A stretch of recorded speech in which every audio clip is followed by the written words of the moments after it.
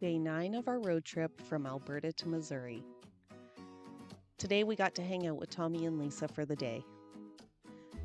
We started off by taking a drive through Branson. It very much reminded me of Niagara Falls with the kitschy, touristy type businesses. It was still neat to see.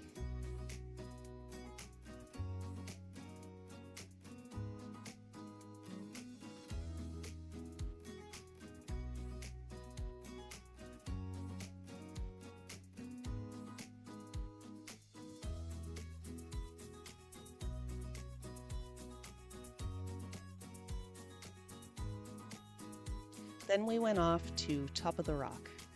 This is another one of Johnny Morris's creations. Since he's a well-connected businessman, he met a man by the name of Dr. Graham Clark, who runs Hard Work U College of the Ozarks. Dr. Clark was preparing to sell this 243 acres. Dr. Clark wanted to ensure the property was sold to someone that cared about the land the way he did. So Johnny and Dr. Clark walked every inch of the property, and Johnny fell in love and ultimately purchased the land. After purchasing the property, Johnny asked his wife what she would like to do with it. She said, "Let's make it a restaurant," since their lives were well established in Springfield. In 1995, the original Top of the Rock was born, with fine dining restaurant with a side of world-class views. But there was a fire at the restaurant in June of '05, and Top of the Rock was closed. For the following several years, the restaurant's plans to reopen were rather hush-hush. After much anticipation and speculation, Johnny Morris's Top of the Rock's Ozarks Heritage Preserve reopened in June of 2014. It became obvious what took so long. What used to be a single restaurant was now an entire 462-acre property with 4 restaurants, a 2.5-mile nature trail and cave, a golf course designed by Jack Nicklaus, a practice course designed by Arnold Palmer, a Himalayan putting green designed by Tom Watson, and a natural history museum, an all-American wine cellar, a chapel, a cabin, and countless jaw-dropping views of Table Rock Lake and the surrounding landscape. He also placed Arnie's Barn, which is a magnificent 150-year-old barn relocated from Arnold Palmer's backyard, complete with historic photos and memorabilia of Palmer's career achievements, and houses the Top of the Rock Pro Shop, which features the latest in top-of-the-line logo golf apparel and goods. Everything was created with much thought and attention to detail. Every single beam on the property was carefully hung, and each and every one of the thousands of stones was placed with the utmost care. Perhaps the most mind-boggling part of Top of the Rock, aside from how such a breathtakingly beautiful place exists, is that it and all its parts were created without any real set of plans. Johnny said, "I don't know if we had any sort of architectural plans. We just started off with a passion." Johnny spent hundreds of hours hiking and marking out the Lost Canyon Nature Trail to bring visitors into close contact with dramatic natural features. He'd go out there with those little flags and fluorescent ties and mark which trees they could take out and where the trail would be. And to help capture the most scenic views possible, he would personally locate each structure and approve every view from every window. When they would give him a mock-up, he would go get a forklift and go to check the view from every opening and every window. He also approved all other decisions, small and large, on everything from the design to the decor. We did the Top of the Rock Lost Canyon Cave, which you've been seeing pictures of up until now.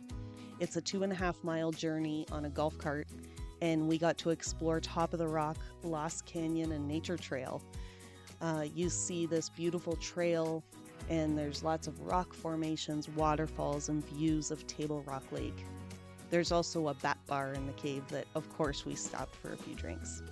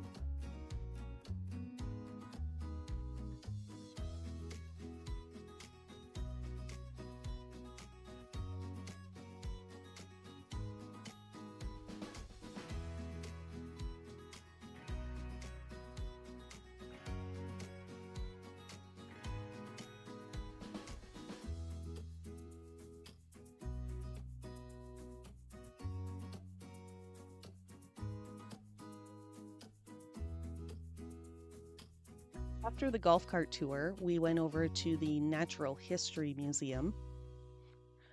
He established the Ancient Ozarks Natural History Museum to celebrate the legacy of the Ozarks region, which includes species of creatures who once roamed the land. 35,000 square foot treasure trove of Ozark history, dioramas showcasing creatures who roamed the Ozarks in the region's earlier days, Native American artifacts and art, and an assortment of Civil War relics are just some of what we saw at the museum.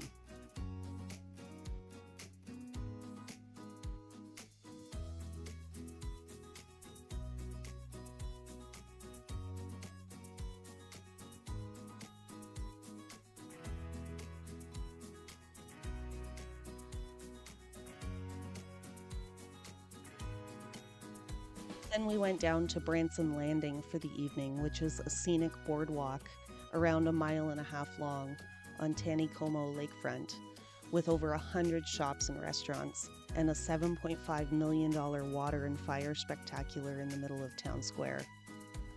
We walked around, went into a couple shops, and watched the water and fire display.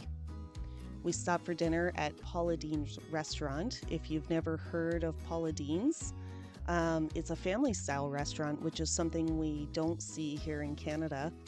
You basically order bowls for the table and you share. So they call that family style. They just bring the bowls and you fill your plate.